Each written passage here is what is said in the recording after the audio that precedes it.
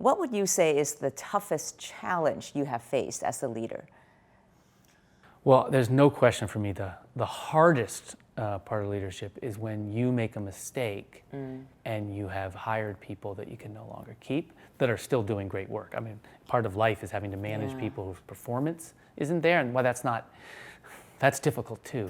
But I think the biggest mistakes and the hardest parts of leadership is when you realize because of your failure to run the business right, someone else is going to lose their job even though they've done it. And I always say, as a public company, I can't make this as an actual promise, but I always say when I hire someone and look them in the eyes, I want to be able to say, if you continue to work hard here and you bring the skills that we think you have because we're hiring you in these skills, you will always have a career opportunity here. And just because I mess up and don't run the business right, you will never lose that opportunity.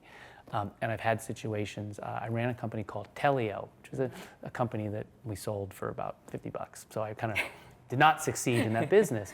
And the business was, it was right after the dot-com crash. It was a big aggressive play. It was sort of a company what we might call local search today. It was a little before its time. I'm not disappointed about the fact that I wasn't successful in running that business. It was a great experience. But I'm disappointed that some wonderful people there lost, their opportunity to work there. And I had this horrible moment that's a wonderful moment too that I'll never forget was we had to do a layoff before we ended up selling the business. And it was really hard for me because it was just some of the best people I've ever worked with. And at the end of the day, I was in my office and it had been just a gut-wrenching day. And a group of 4 of the guys came in and they knocked on the door to come in. And I thought, oh God, they're going to be upset and they're going to yell or whatever they're going to do. Maybe they're going to beat me up, I don't know. And they came in. And they said, we just wanted to come and check in on you because we're concerned. We know how hard this was for you and how difficult it was because how much you cared about the people here. And we're just really sorry you had to go through this. Reinforcing they were the greatest people in the world and made me feel even more terrible than I already felt.